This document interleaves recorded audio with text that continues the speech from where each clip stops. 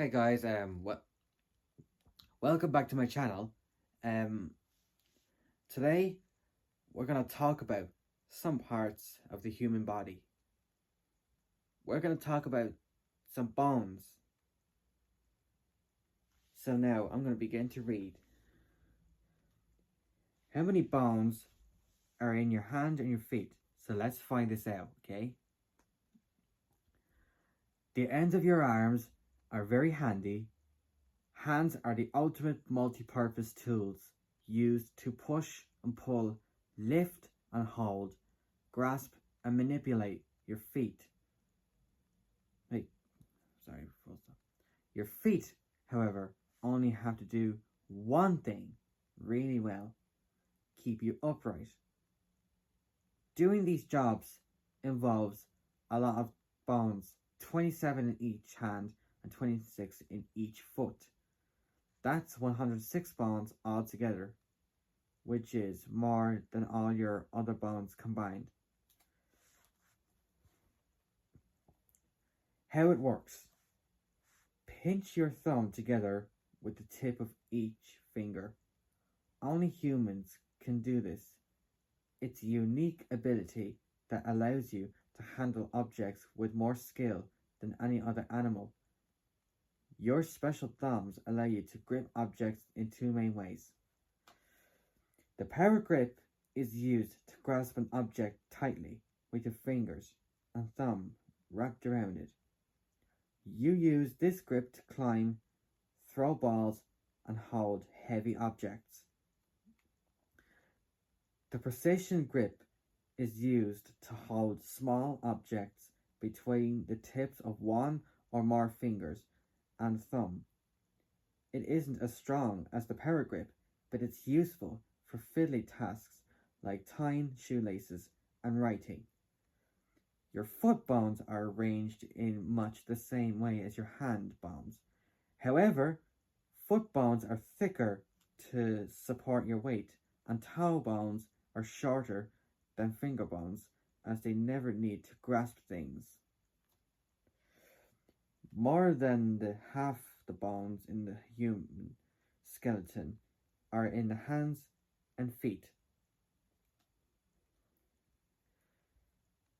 The big toe is the most important toe. Without it, you can't walk properly. And about 1 in 500 people have an extra finger or toe. So let's continue reading. Each toe is made of 3 small bones called phalanges, except the big toe, which has 2. These make the toes flexible. Fast facts: when you walk, the front and back parts of your feet take your weight, and the middle barely presses on the ground. This is because feet have an arch shape to absorb shocks and to make them springy, which helps you run. 5 long bones called metatarsals form the middle part of the foot.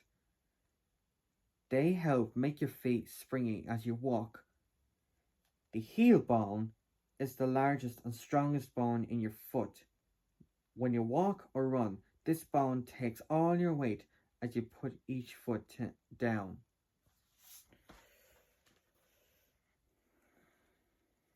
Now let's talk about when the bone breaks. The bone that people break most often is the collarbone. The motorcyclist Evel Knievel suffered 433 fractures in his life. That's an awful lot. Must have had a tough life. How do your bones heal? Bones are made of tough stuff, but if they're twisted, bent, or struck with too much force, they fracture. Fortunately, like most parts of your body, your bones are made of living tissue that can mend itself. The process of healing begins right after you break a bone. Special cells hidden inside every bone spring into life and multiply quickly to form a makeshift repair. Over the following months, this is remodeled and strengthened until the bone is as good as new.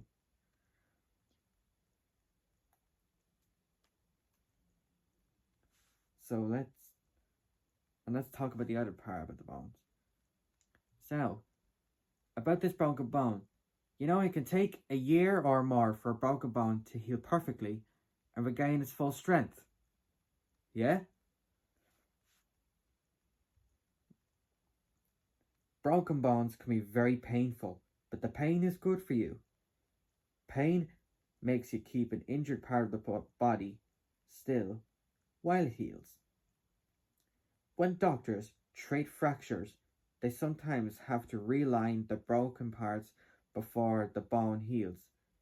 This ensures the bone will regain its normal shape. It's important to keep a broken bone still while it mends. This is often done by wrapping the injury with a plaster cast, but in severe cases, surgeons use metal plates and screws to hold the broken parts in place. This metal plate screwed into a broken arm bone keeps the fragments still until they fuse back together. The screws and plate are made of a metal that doesn't rust. How it works. Within a few hours of a fracture, blood fills the break and forms a solid clot. The area around the bone becomes swollen and sore. So you see, like, that's the clotted blood right there, where I'm pointing. Continuing. After a week, the clot has been replaced by a tough rubbery tissue called cartilage. This forms a temporary bridge across the break, but it isn't as strong as the bone. So you see right here, guys, the clot has been replaced by cartilage. After a month or two, struts of bone have grown through the cartilage, knitting the fragments together strongly. It's now safe to remove a cast. So there's the new bone tissue coming up. Over a year or so, bone cells remodel the area by absorbing the struts of bone and laying down new, more solid bone. The bone returns to its previous shape. Okay, everyone. Thank you for listening, and I hope you enjoyed this video.